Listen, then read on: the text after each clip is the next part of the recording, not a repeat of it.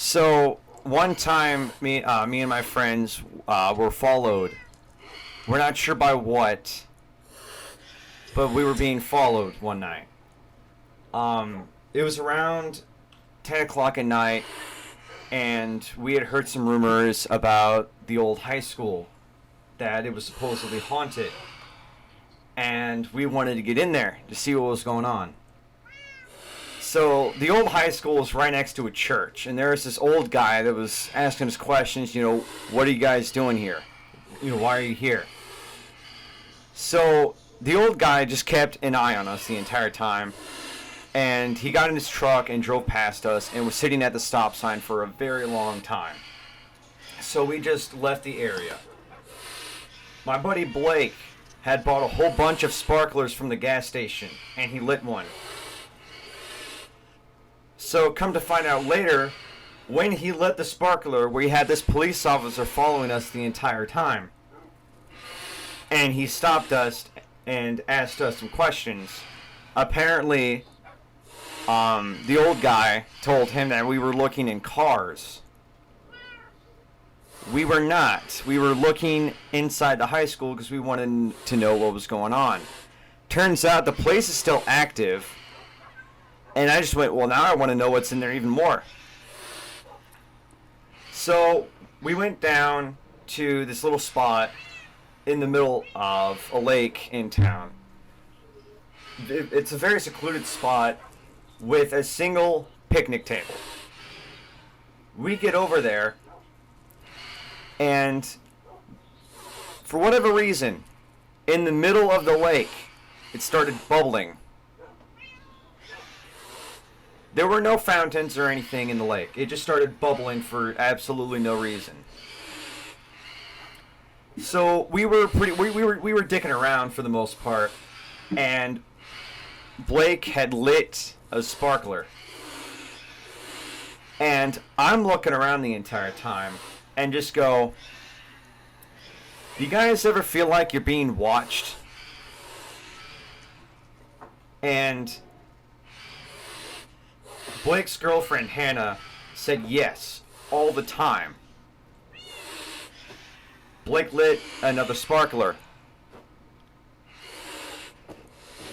And I just kept looking around the whole time, because I severely felt that we were being watched. And so, a couple minutes go by, we're still hearing this bubbling in the middle of the lake. And you can just see like little ripples of water just like spreading out from where the bubbling was. And Blake was about to light 4 sparklers at once just to see what would happen.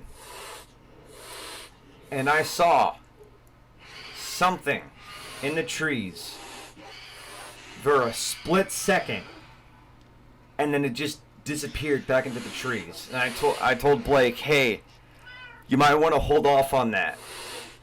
He goes, why is that? I said, we need to go now. What's going on? There's somebody in the trees. I just saw them just disappear back into the trees. And as soon as I say that, Hannah goes, it's funny that he mentioned earlier and asked us, do you ever feel like you're being watched? Because I was about to ask the exact same thing. And I see a glowing pair of yellow eyes in the trees. And I point it out. And Blake says, we need to go now. So we book it. The entire time, I'm looking back. Blake has his K-bar. I have my pocket knife.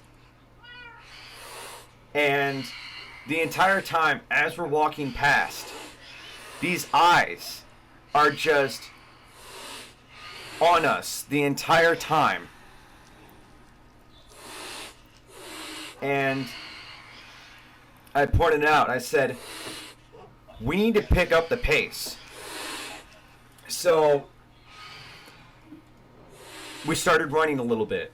We get about quarter of a mile out, and I noticed that same pair of eyes that was on the other side of the lake from where we were sitting at was now in the trees behind us. I don't know how it went from one side of the lake to the other in the time it took us to go from the picnic table to where we were, but it did. And we ran. We got out back into the actual main road, and the entire time I'm looking back, and the eyes are gone.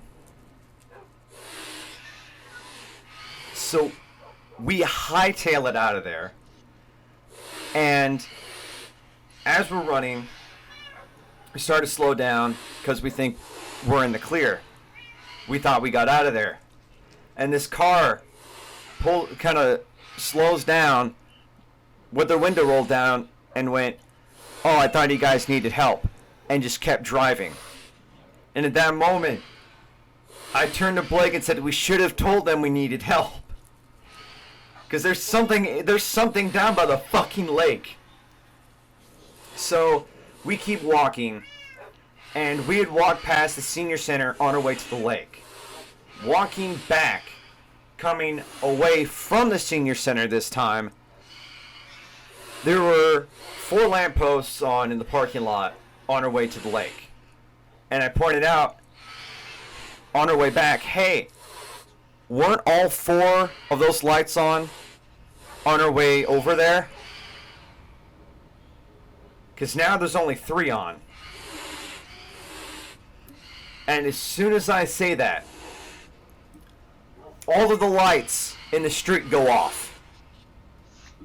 And we look behind us, and there's this very tall, dark figure on the complete opposite end of the road. And we just absolutely run for our fucking lives. Like, I had a bottle of water on me. I just chucked it to the fucking side. As we're running, more and more lights are starting to turn off. We get out to the red light in front of Walgreens.